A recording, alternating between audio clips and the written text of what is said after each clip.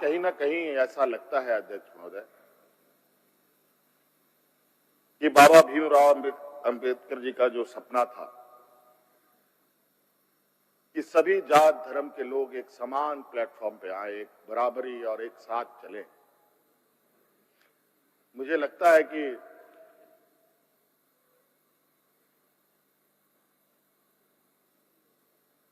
जिस तरीके से बाबा भीमराव अंबेडकर जी को भी अपना समाज छोड़कर बौद्ध धर्म अपनाना पड़ा, ऐसे ही आदिवासी दलितों के साथ भी आने वाला भविष्य में करने की तैयारी हो रही है।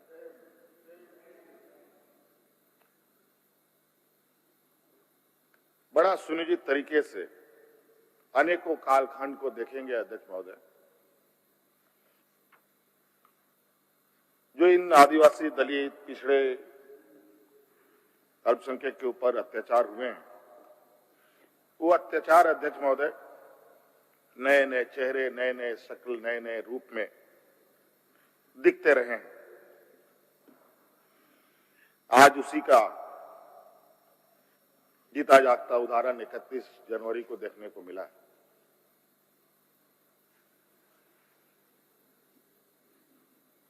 और आज कहीं ना कहीं इन वर्गों के प्रति जो हमारे सत्ता पक्ष की घृणाएं हैं, ना जाने इनकी घृणाएं इनको ताकत कहां से मिलती है, ये हमारे समझ से परे है।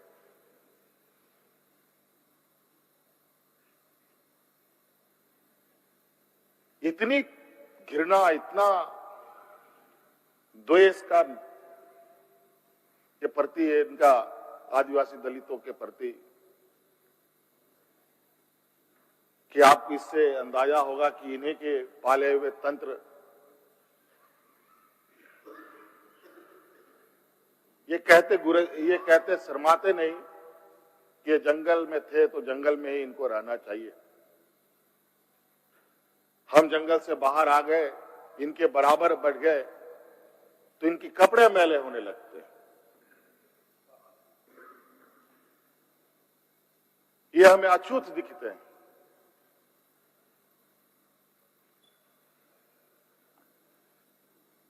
और इन्हीं विडंबना को तोड़ने के लिए हमने एक प्रयास किया था अध्यक्ष महोदय, क्योंकि झारखंड आदिवासी दलित पिछड़ा राज्य है, इन समूह को आगे बढ़ने का, इनका मार्ग प्रशस्त करने में हमने कोई कमी नहीं छोड़ी। इनका बस चले तो हम अभी भी जंगल में जाकर के वही 50-100 साल पुरानी जिंदगी में जिए। और मुझे इसका आभास था अध्यक्ष महोदय, जो इनके अंदर छुपी कुंठा है वो आए दिन ये बयां करती थी, इनके आचरणों से, इनके बयानों से।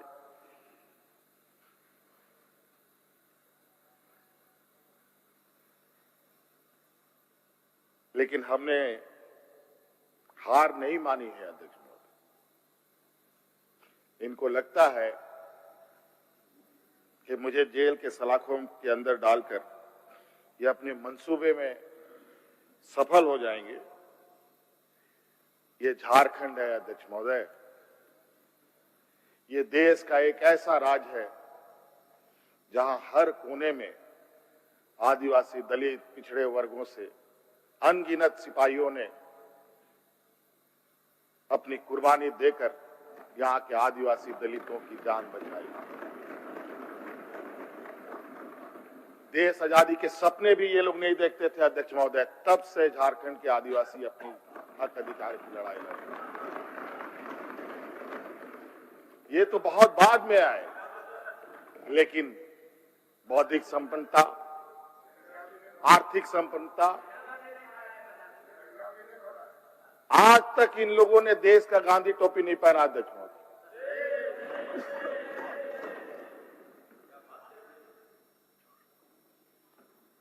अध्यक्ष महोदय, ईडी, सीबीआई, इनकम टैक्स, जिनको देश के विशेष और काफी संवेदनशील व्यवस्थाएं कही जाती है, जहां करोड़ों रुपया, 12 लाख 14 लाख करोड़ रुपया डकार कर इनके सहयोगी विदेश में जाके बैठे हैं, उनका एक बाल बाका करने का औकात इनके पास नहीं है। इनके पास औकात है देश के आदिवासी, दलित, पिछड़े के ऊपर और बेगुनाह लोगों पर, और उसमें भी गुनाह किया हो तब की बात तो अलग है, बेगुनाहों पर अत्याचार कर। आज मुझे किस लिए अरेस्ट किया गया अध्यक्ष महोदय? 8.5 एकड़ जमीन के घोटाले पर। अगर है हिम्मत सदन में तो कागज पटक कर दिखाएं कि 8.5 एकड़ का जमीन हेमंत सोरेन के नाम पर है। अगर होगा मैं उस दिन से राजनीति से इस्तीफा दे दूंगा। अध्यक्ष महोदय, जब राजनीतिक रूप से ये नहीं सकते हैं तो ऐसे ही बैकडोर से हमला करते हैं, पीठ पर हमला करते हैं। अध्यक्ष महोदय, मैं आंसू नहीं बहाऊंगा, आंसू वक्त के लिए रखूंगा। आप लोगों के लिए आंसू का कोई मतलब नहीं। आदिवासी दलितों का, पिछड़ों का, आदिवासी के आंसुओं का कोई मोल नहीं। वक्त आने पर हम इनके एक एक सवालों का जवाब और एक एक इनके षड्यंत्र का जवाब वक्त आने पर बड़ी माकूल तरीके से दिया जाएगा। एक्चुअली दुर्भाग्य है अध्यक्ष महोदय इस राज्य का, तथाकथित हमारे राज्य के ही कुछ लोग जो ऐसे सामंती विचार वाले के चरणों में जाकर के झुककर उनकी सेवा और पूजा अर्चना में लगे। नहीं तो इस राज्य की इतनी दुर्दशा नहीं होती अध्यक्ष। राज अलग हुए 23 साल हो रहे हैं, 24 साल हो गए अध्यक्ष महोदय। किसने सबसे अधिक राज किया इस राज्य में? ये मुझे बोलने का जरूरत नहीं है, किसी को बताने की भी जरूरत नहीं। सब अपने गिरेबान में देखें, सबको पता चलेगा कौन कहां बैठा, किसने क्या काम किया। घोटाले इनको 2024 से ही नजर आ रहे हैं, 2000 से नजर नहीं आ रहे, 2019 से ही इनको नजर आ रहे हैं। आज ये नहीं चाहते अध्यक्ष महोदय, देश का आदिवासी, दलित, पिछड़ा, अल्पसंख्यक देश के सर्वोच्च स्थान पर पहुंचे। ये नहीं चाहते कि ये जज बने, ये नहीं चाहते ये IAS IPS बने, ये नहीं चाहते ये राजनेता बने। इन्हीं के साथ बैठे लोग हैं। इन लोगों ने भी आदिवासी नेता बनाया था मुख्यमंत्री। बता दीजिए इन कितने आदिवासियों ने 5 साल पूरे किए। और मुझे पता था ये मुझे भी 5 साल पूरा करने में रोड़े अटकाएंगे,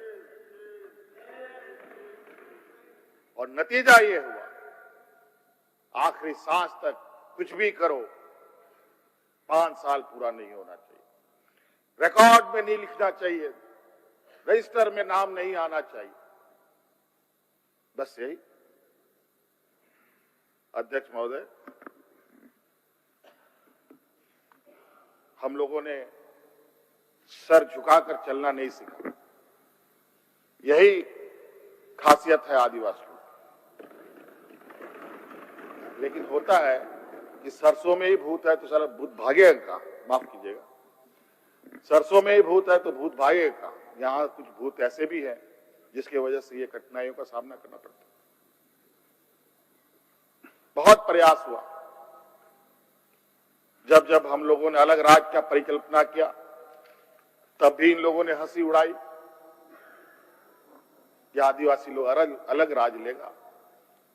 जब हम सत्ता में आए, आदिवासी सत्ता चला पाएगा, कुछ दिनों में गिर जाएगा। मैं हवाई जहाजों में चलता था अध्यक्ष महोदय, उसमें भी इनको तकलीफ। मैं 5 स्टार होटलों में रुकता था, उसमें भी इनको तकलीफ। मैं BMW कार में घूमता हूं, उसमें भी इनको तकलीफ।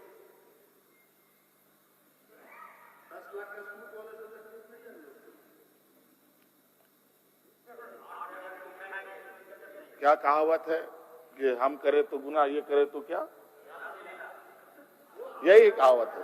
खैर छोड़िए अध्यक्ष महोदय, बड़ा विचित्र स्थिति है। अब जो स्थिति दिखाई दे रहा है अध्यक्ष महोदय, कुल मिलाकर झारखंड के परिप्रेक्ष्य के अलावा पूरे देश के पैमाने में अब आदिवासी, दलित, पिछड़ा अल्पसंख्यक सुरक्षित नहीं। विशेषकर झारखंड में तो यहाँ के खनिज संपदाओं को, जो वर्षों से इस पर लोगों की गिद्ध नजर है और आगे भी रहेगी। ये तो हम थे अध्यक्ष महोदय, ये बहुत फूक फूक करके उनको आगे बढ़ना पड़ता था। ये खुला दरवाजे की आदी हो चुके हैं, इनको कोई रोक टोक नहीं कर सकता। जो इनके सामने आएगा वो इसी तरीके के अंजाम से उसको गुजरना पड़ेगा। और इनको लगता है ऐसे अंजाम देने से झारखंड के लोग घबरा जाएंगे। ये आप लोगों की बहुत बड़ी भूल है, और इतनी बड़ी ये भूल होगी जो झारखंड का इतिहास आपको कभी माफ नहीं करेगा। अध्यक्ष महोदय,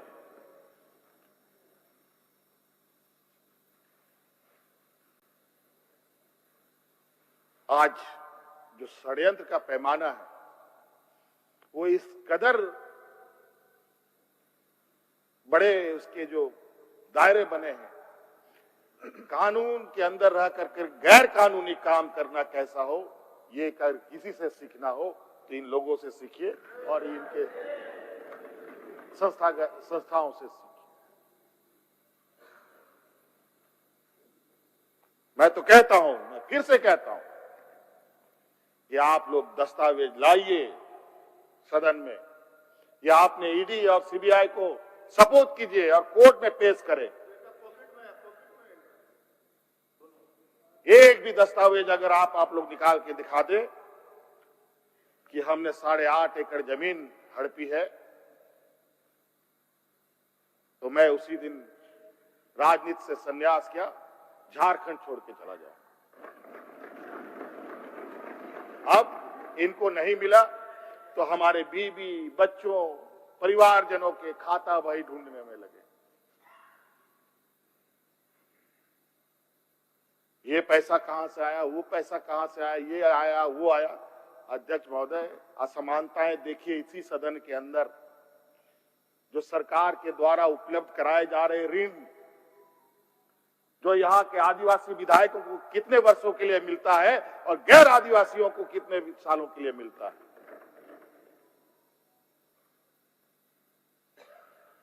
इस विषय पर गंभीरता से सोचने की आवश्यकता है। देखो, ये बहुत लंबी लड़ाई। आज जिस तरीके से बड़ा मछली छोटा मछली को खा जाता है, सामाजिक व्यवस्था में भी यही कहानी है। एक बड़ी व्यवस्था छोटी व्यवस्था को खाने का हर बरकस प्रयास करती है। प्रभु राम का प्राण प्रतिष्ठा हुआ 22 जनवरी को। राम राज आ गया, पहला कदम बिहार पड़ा। बेचारा एक पिछड़ा वर्ग का व्यक्ति की क्या हद होगी आप जानते हैं। दूसरा कदम झारखंड पर पड़ा, एक आदिवासी मुख्यमंत्री को निगलने का प्रयास। क्योंकि इस आदिवासी मुख्यमंत्री के शरीर में हड्डियां कुछ अधिक है, इसलिए उस हड्डी को निकालने के लिए ईडी उसका डिसेक्शन करने में लगी हुई, ताकि हम कैसे इसको निगल जाएं। लेकिन इतना आसान नहीं। गलती से गले में फंस गया तो पूरा का पूरा आंतड़ी फाड़ के बाहर। इस वजह से संभल के खाने का कोशिश कीजिएगा। इस वजह से अध्यक्ष महोदय, मुझे कोई गम नहीं कि मुझे आज ईडी ने पकड़ा। जिस तरीके से बंधुदा का सदस्यता लिया, ये आप चुनाव नहीं लड़ सकते। हो सकता है मेरा भी यही असर करे। सत्ता लुलुपता के लिए हम लोग कभी नहीं आए अध्यक्ष महोदय, लेकिन ये बात मैं इस सदन में कहना चाहूंगा कि झारखंड मुक्ति मोर्चा का उदय झारखंड के मान सम्मान स्वाभिमान को बचाने के लिए हुआ है, और इस मान सम्मान स्वाभिमान के प्रति जो भी बुरी नजर डालेगा उसको हम मुंह तोड़ जवाब देंगे, चाहे राजनीतिक रूप से हो, चाहे कानूनी रूप से हो, चाहे वो किसी भी जंग मैदान में हो। ये हमारा संकल्प। ना हम पीछे हटे हैं, ना हम लोगों ने पीठ दिखाई है अध्यक्ष महोदय। इसलिए अध्यक्ष महोदय, मुझे तो कोर्ट का आदेश है कि मीडिया के सामने या बाहर वक्तव्य नहीं देना है। तो हमने ईडी वाले से पूछा, क्या सदन में भी बात नहीं रखनी है? तो उन्होंने ये भी कहा, नहीं सदन में भी आप नहीं रख सकते। हम बोले वाह। तो मैंने कहा कि आइए स्पीकर साहब के टेबल में खड़े हो जाइए, बैठ जाइए, वहां से आदेश जारी कीजिए, फिर हम चुप हो जाएंगे। ये स्थिति है अध्यक्ष महोदय। अब उस दिन का इंतजार है। अभी तो गवर्नर हाउस का कोरम पूरा हो गया। अब विधानसभा से लोग कब अरेस्ट होंगे, राष्ट्रपति भवन से कब अरेस्ट होंगे, लोकसभा राज्यसभा से लोग कब अरेस्ट होंगे? 150, 200 सांसदों का निलंबन। क्या अध्यक्ष महोदय ये इतिहास के सुनहरे अक्षरों में लिखा जाएगा अध्यक्ष महोदय? बड़ी विचित्र स्थिति देश में। और मैं ये कहना चाहूंगा अध्यक्ष महोदय, विशेषकर आदिवासी दलित पिछड़े भाइयों से, आप तैयार हो जाएं। अब शोषण की एक नई परिभाषा गढ़ने जा रही है। अगर अपने आप को आपने कमजोर किया तो आने वाली पीढ़ी कभी माफ नहीं करेगी। तो अध्यक्ष महोदय, राज्यपाल महोदय आए और 32 पेज का इन्होंने अभिभाषण पढ़ा। हम लोग लाख चिल्लाते रहे। अध्यक्ष महोदय, अभिभाषण पढ़ के क्या होगा जब देश में लोकतंत्र ही नहीं बचेगा? आज हर चीज पिछले दरवाजे से हो रहा है। अध्यक्ष महोदय, खैर इतना तो हम लोग बुद्धि ज्ञान है नहीं, लेकिन समय ऐसा भी नहीं है, समय से बड़ा बलवान धरती में कोई नहीं है। और वक्त फिर घूमेगा और फिर हम आपके सामने उपस्थित होंगे और इतनी मजबूती के साथ उपस्थित होंगे कि फिर जो षड्यंत्र कर रहे हैं वो षड्यंत्र आपके धरे के धरे रहे और इस देश के और अपने राज्य के आदिवासी दलित पिछड़ों के लिए जो संघर्ष करना होगा वो करते रहेंगे। धन्यवाद।